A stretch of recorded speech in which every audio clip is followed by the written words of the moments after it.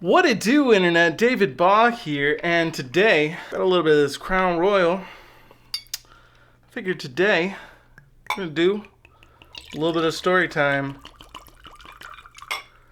Hey Google, make me some popcorn.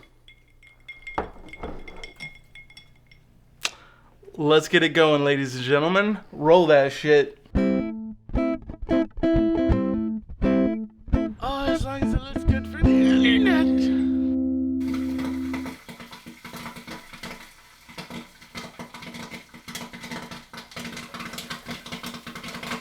Now it's time to get into what we're talking about for story time. And ladies and gentlemen, today we're going to be talking about the time that I worked overnight at a haunted hotel.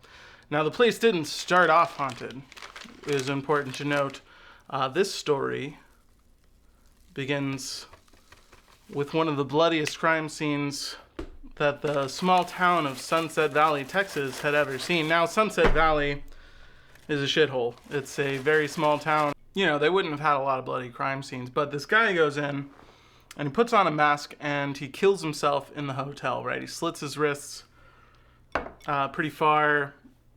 I guess he was in the bathtub when he started, and then he bled out sort of everywhere.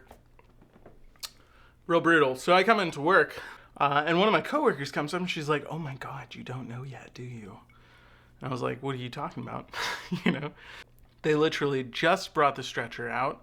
I'm the guy that's running everything overnight, so I know where everybody is at, right? There's basically one person, the building is an L, there's basically one person at the end of one hallway and one person at the very end of another hallway, and they're all on the first floor. So it gets to about 3 in the morning or so, and I started hearing just screams coming from directly above me. So that's fucking weird, right? It's middle of the night,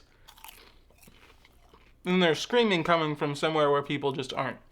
You know, I'm a filmmaker through and through, so I'm like, oh shit, it's like a horror movie now. I made a key for the room where the guy killed himself. They had blocked off the whole 3rd floor. I was the only one with access. I walk up to this door. There is police tape across it.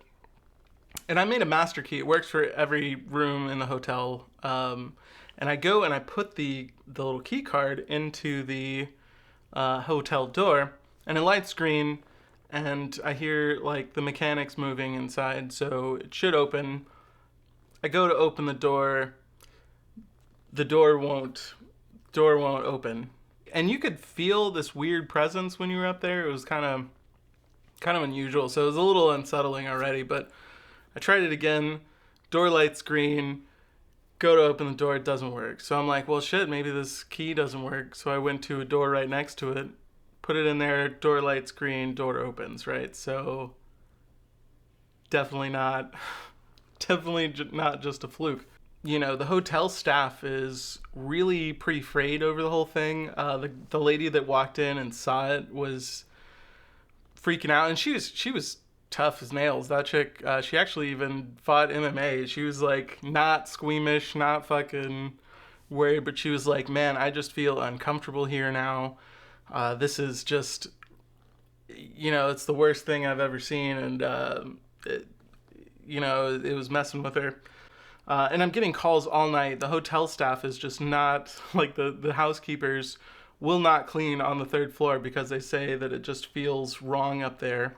So I go in and I'm like dead set, I'm going to try this thing again. So I go upstairs, lit green again, door wouldn't open. There's no one here. There's no one around, and I put my ear up to the door and I could hear something moving inside, which was impossible. It's 3 a.m.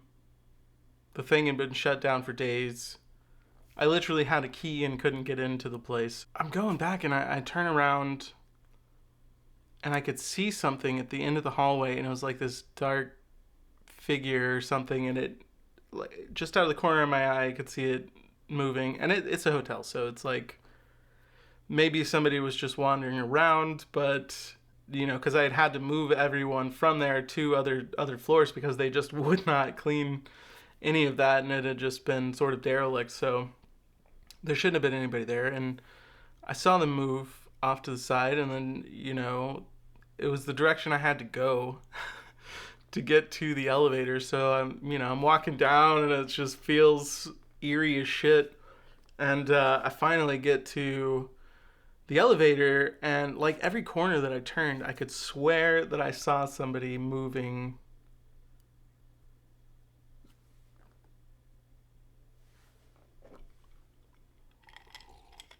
The next night, they had hired crime scene cleanup guys to come through and get into it, so I knew that they had to have opened the door at least to a certain degree. So I went in there and I opened the door, and there was just this weight that I felt when I walked in there that was crazy. And then, being a glutton for punishment, I went and I laid down on the bathroom floor for a second.